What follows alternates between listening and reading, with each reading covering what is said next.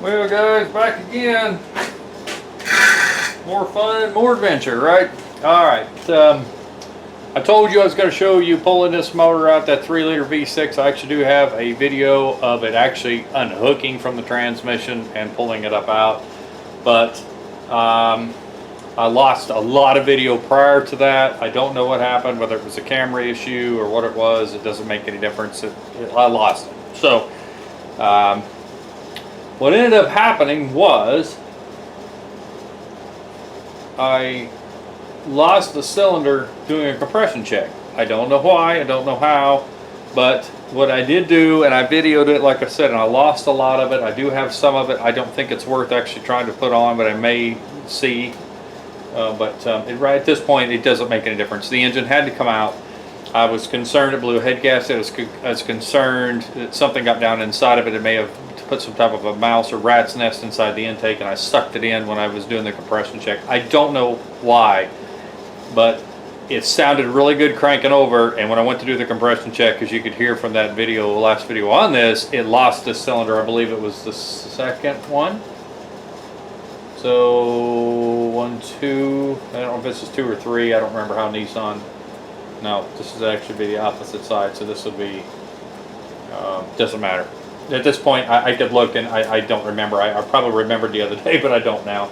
I just finished building that 5.3, and I've got that on my mind. I got a 6-liter laying on the floor that needs done, but right now this Nissan takes priority. I got to get this thing done out in my garage and sell a vehicle. So I'm going to start tearing it down. I'm not going to go into huge detail on this because A, I've never done it before, and I don't want to make a mistake. I don't want to forget something, and videoing it takes away a lot of not only time, but it also takes away a lot of concentration, and this leads to issues and problems that I don't have time to deal with. These motors are not easy to pull out and put back in.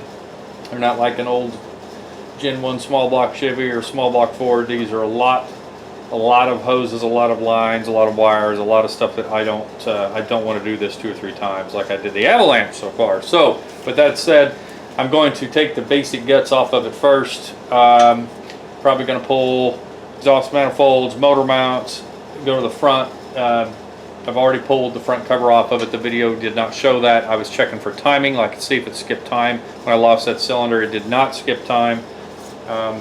So that wasn't my issue. I still got a lot of the front cover off. But anyway, I'm going to start stripping the basic stuff off of it first, and then pull the valve covers and look to see if I see something obvious. I'm going to drain the oil out, pull spark plugs, that kind of stuff.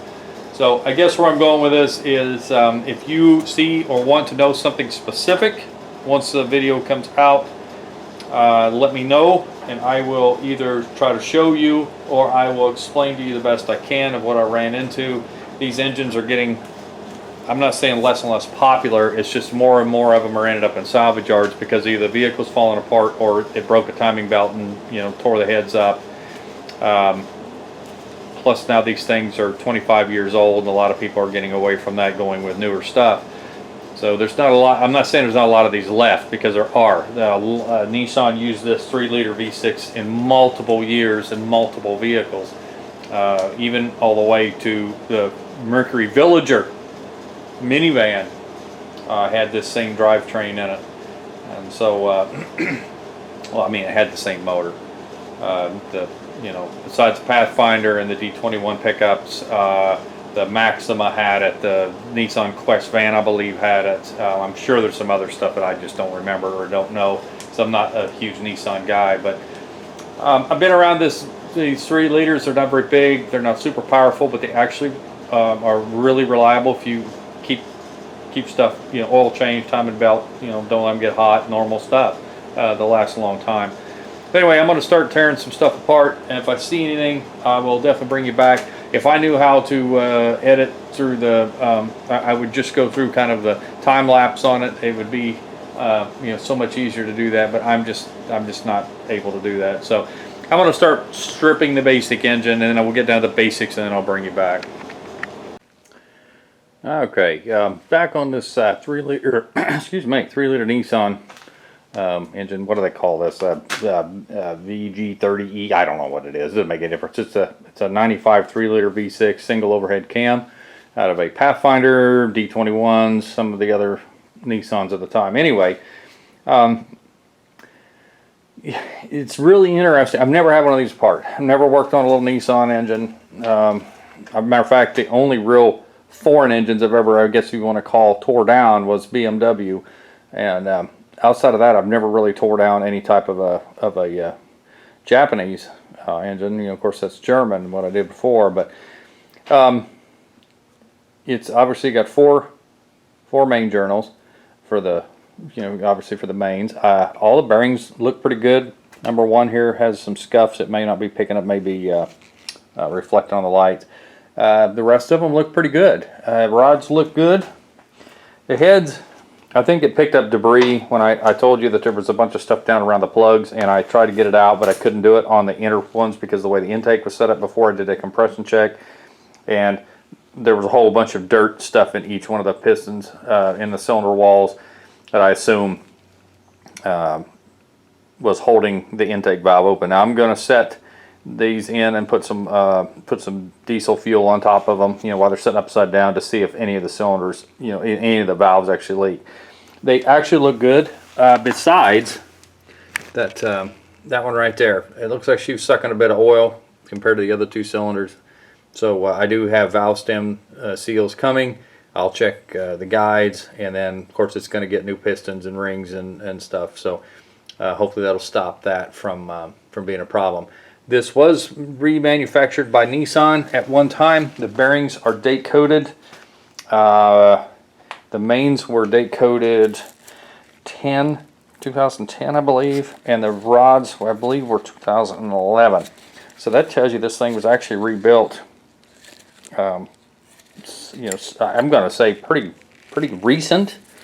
Let's see if I can get a date on this. You may not be able to see it. I'm thinking that I said you may not be able to see that, but it says Nissan 12-215.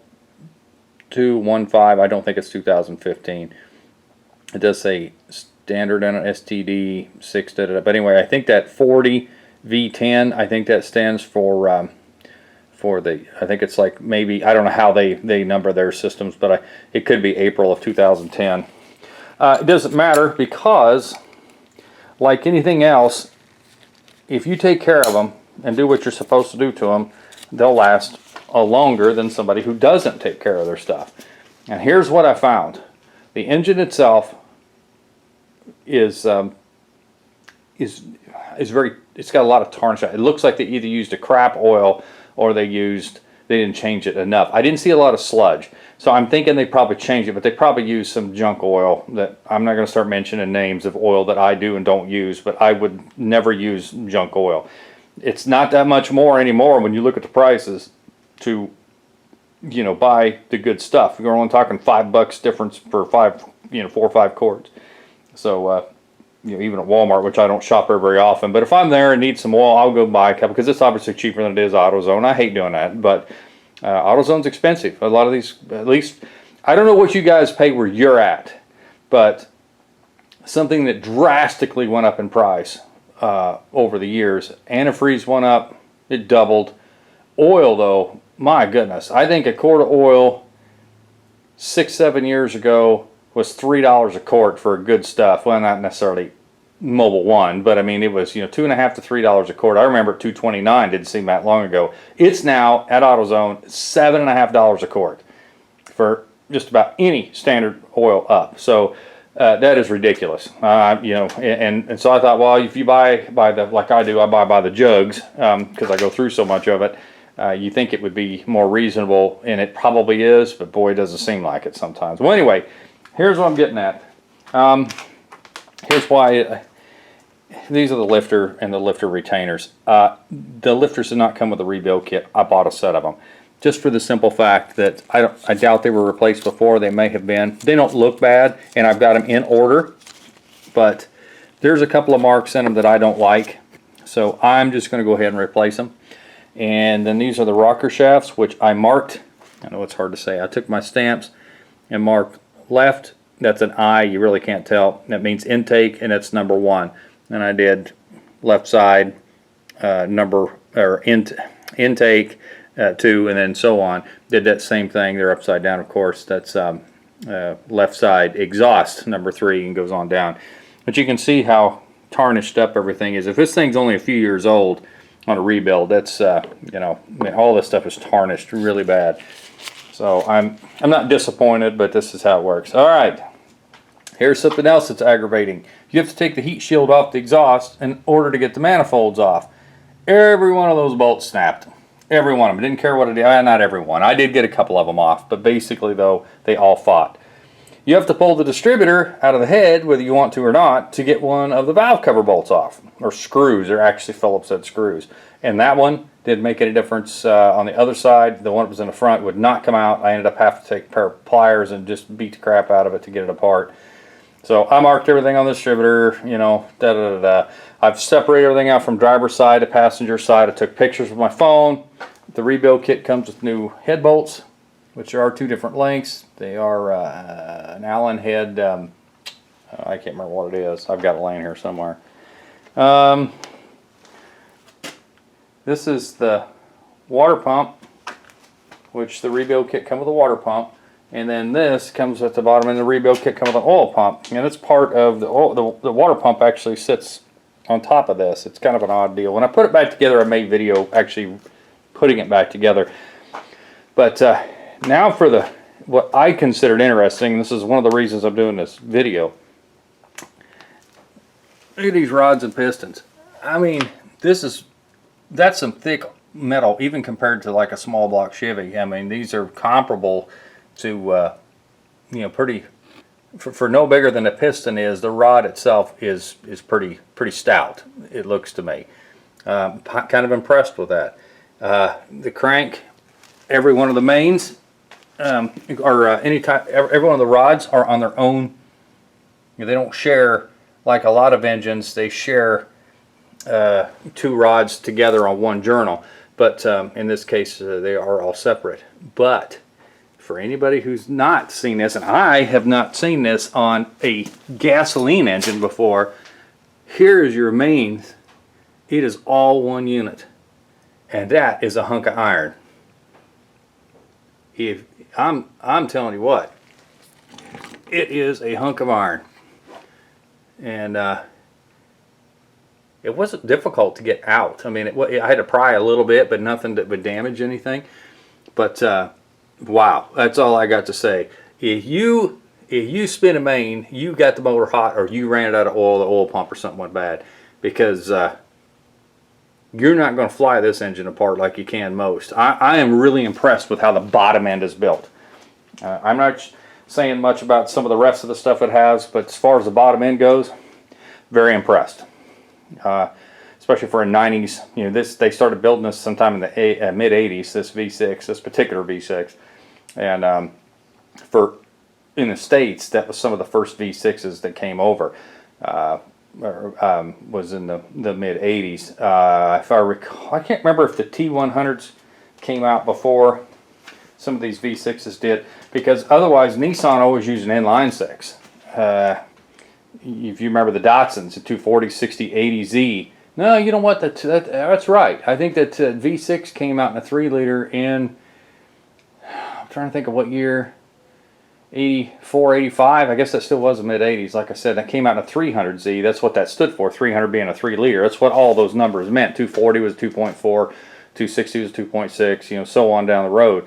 But my friend back, I remember they had an 81 Maxima, which was rear-wheel drive, and that was an inline 6. That was actually 2.4 inline 6 with an automatic transmission. Actually, that thing ran pretty good. I really liked that car.